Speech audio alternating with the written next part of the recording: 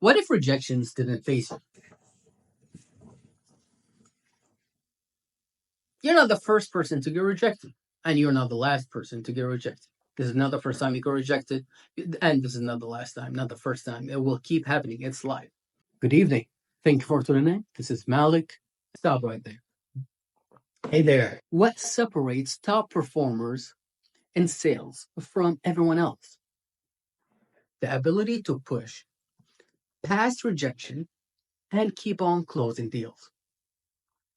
In this video, we will dive into 3 powerful books that teach us how to develop the mindset of a closer. Because closing is a mindset. There's a huge difference between sales and closing. And as Grant Cardone said one time, learn how to close and you'll never be hungry again. Number 1, Closer Survival Guide by Grant Cardone. 2, The Psychology of Selling by Brian Tracy. 3, Can't Hurt Me by David Goggins. We will break down the exact strategies used by these elites, salespeople, entrepreneurs, and athletes to dominate their fields. Let's dive in. The Relentless Closer Survival Guide by Grant Cardone. If you know anything about Grant Cardone is all about massive actions. If you're not closing, you are losing. And here's what he teaches. Number 1, follow up relentlessly. 80% of sales happen after the 5th follow-up. Yet, most salespeople give up after the 1st or the 2nd. Grant emphasized the importance of daily follow-up and even suggesting calling your clients multiple times a day, if necessary. 2, handling objections with certainty. The customer's first no is just part of the game. It's just part of the process. Every objection is a sign of their interest, not a rejection. They're not rejecting you. Don't be afraid of the no. Just handle objections with certainty. You want to be confident about it. You want to be very certain about it. 3, ABC.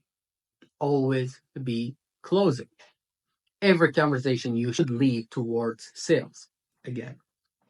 3, ABC. If you're in sales, you know what that is. Always be closing. Every conversation should lead towards sales. Every casual conversation can be an opportunity to pitch and position yourself. And sales not only you're selling every day. In every conversation, in every interaction, in everything, you are selling. So position yourself. You open YouTube, you open TV, every time you open social media, there's somebody selling you something. So be aware of that and replicate it. It's like when you play chess. If you know what your opponent's strategy is, you can beat them. You know they're selling you something. You're aware of them selling you something. So be aware of that. ABC. All right. Move on. Number 2. The Psychology of Selling by Brian Tracy. Sales isn't just about talking. It's about understanding human behavior. Brian Tracy explains that top salespeople do 3 things differently. Number 1, develop a positive self-image. Your confidence determines your success. Tracy states that 80% of sales success is psychological. If you don't believe in yourself, neither will your clients. I had a coworker not a long time ago.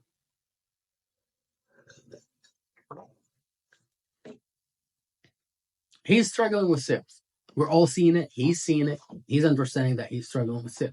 When you talk to him, when I talked to him, found out that he doesn't see himself as a salesperson or as a consultant to the client. All he sees himself is just a door opener, okay, or tour guide. Sales is more and it's deeper than just taking an order. You're not working in any of the fast food restaurants. All right, when you work in sales, it's more than that. You got to understand the human psychology. You got to be confident. You got to have really good self-image. 2. Number. It's 2. Okay. Identify buying motives. Customers buy based on emotions and justify with logic. Every buyer has a hot button. Find it, and the sales is yours. How do you find it? Ask open-ended questions. Develop a relationship with your clients. Don't ask, how are you doing today? Only like basic questions. No. Why? You gotta find a way to understand why the client is purchasing your product. All right. Are they getting an SUV because the family is getting bigger? Do they have an older vehicle and they're trying to purchase a newer vehicle, more reliable vehicle? How much do they spend on their car on a monthly basis? Are they saving money that way? So find the motive or the black swan. We'll talk about the black swan in the future, but find the actual reason why somebody's purchasing your products. Why people buy Apple products? Because think different. Just they're more distinguished. They're tech savvy. You know. 3. Leverage the law of reciprocity. We talked about it in last week, and we'll talk about it again. Give value first. So becoming a consultant in your sales career is more than just taking an order. Your consultant is like going to a doctor. A doctor asks you the right question to identify your pain and what causing the pain. You want to be that person. You want to be a consultant. Leverage the law of reciprocity. Give value first, and people feel inclined to return the favor, offer free insights and help or bonuses before even asking for the sales. You got to deposit before you can withdraw. 3. Unbreakable mental toughness. Can't Hurt Me by David Goggins. This is a really good question. What if rejections didn't face you? You're not the first person to get rejected, and you're not the last person to get rejected. This is not the first time you got rejected, and this is not the last time, not the first time. It will keep happening. It's life. It's called life. All right, so get over it. David Goggins proved that mental toughness is a choice. And here's how you can build it. All right. Number 1, callous your mind. Seek discomfort daily to expand your limits. Goggins pushes himself to extreme limits, proving that our minds set an artificial boundaries. I can talk about this all day. I'm a life example for it. About 2 years ago, I was about 210 pounds. Now I'm 165 pounds, and I'm still losing weight. I finally have a little bit of six packs. I'm healthy because I couldn't see it before. I couldn't wake up before. I couldn't wake up at 5 a.m. I couldn't help myself but sleep and eat junk food. But following David Goggins and people like him gave me that opportunity to see that it's possible and to get over the rejections and to improve my self-image and to do all that. The 40% rule. When you think you're done, you only tapped into 40% of your potential. That's when true growth begins. Salespeople often give up too early, push past that no, and reach a new level of success. We all know the light bulb story. All right, like he tried 9,999 and discovered that 10,000 at that 1,000. Again, every no get you closer to yes. Every rejection get you closer to your approval. Lastly, turn pain into power. With every no you hear is a fuel for your growth. Rejection should make you tougher, not weaker.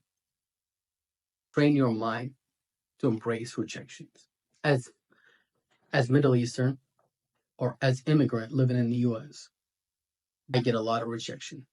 I could bury my head in the ground like an ostrich, or I can develop a stronger and tougher mental mental mindset, and keep on moving. So what is the key of becoming top closer, you asked? Good question. Let's summarize it. Take massive actions. Actions take you to massive success. Master the psychology of selling. Understanding human behavior. 3, develop unbreakable resilience.